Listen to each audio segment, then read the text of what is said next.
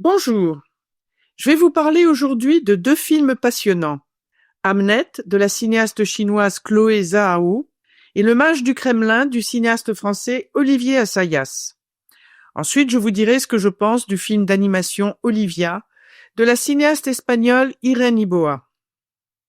Il est rare qu'une cinéaste réussisse un second long métrage aussi impressionnant que Hamnet de la cinéaste chinoise Chloé Zhao. En 1580, William, un jeune homme fauché, tombe sous le charme d'Agnès, une ravissante jeune femme, qui passe son temps avec les arbres, dans la forêt, ce qui lui confère un don particulier pour prédire l'avenir. Quand il se marie, elle tombe rapidement enceinte et accouche d'une fille et peu après de deux jumeaux. Pour aider son mari à se développer, elle le convainc de partir pour Londres afin qu'il puisse révéler son talent de dramaturge. Mais bientôt une terrible tragédie va les bouleverser.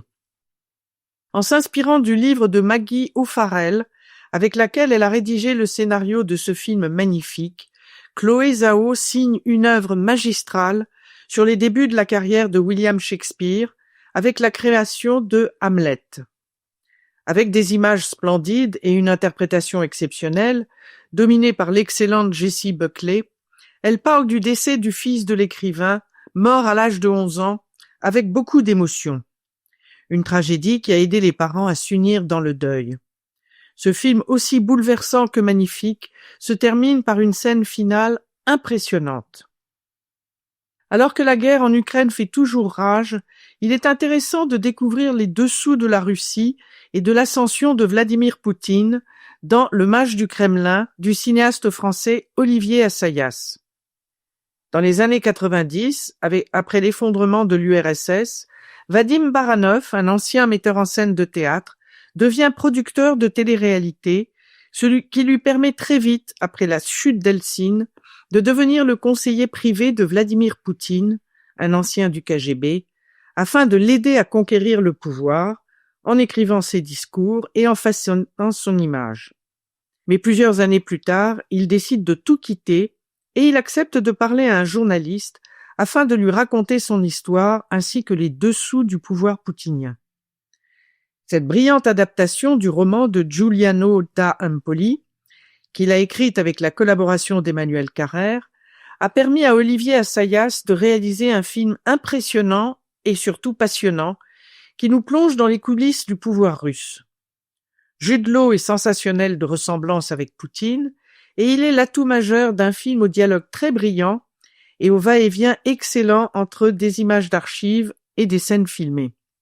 Malgré quelques longueurs, ce film passionnant est très instructif. Pour son premier long métrage, Olivia, la cinéaste espagnole Irene Iboa s'intéresse au pouvoir réparateur de la fiction. Quand Olivia, 12 ans, apprend que sa famille va être expulsée de son appartement en raison de ses problèmes financiers, elle décide de faire croire à Tim, son jeune frère, qu'ils sont en train de tourner ensemble dans un film. Une manière originale de le protéger. Présenté au Festival du film d'animation d'Annecy, ce film est le premier long-métrage de la cinéaste qui a adopté, avec sa collaboration, le roman de Maïté Carranza. Malgré des dessins de visage parfois pas très esthétiques, on tombe sous le charme de cette histoire émouvante et drôle qui ravira les enfants. Mais il est dommage qu'il y ait beaucoup d'outrance, car ce film met en scène de belles relations entre les enfants et surtout une jolie leçon de vie, ne pas perdre espoir. Je vous rappelle les titres des films dont je viens de vous parler: Hamnet de la cinéaste chinoise Chloé Zhao, Le Mage du Kremlin du cinéaste français Olivier Assayas et Olivia de la cinéaste espagnole Irene Iboa. À la semaine prochaine sur les ondes de Radio Espérance.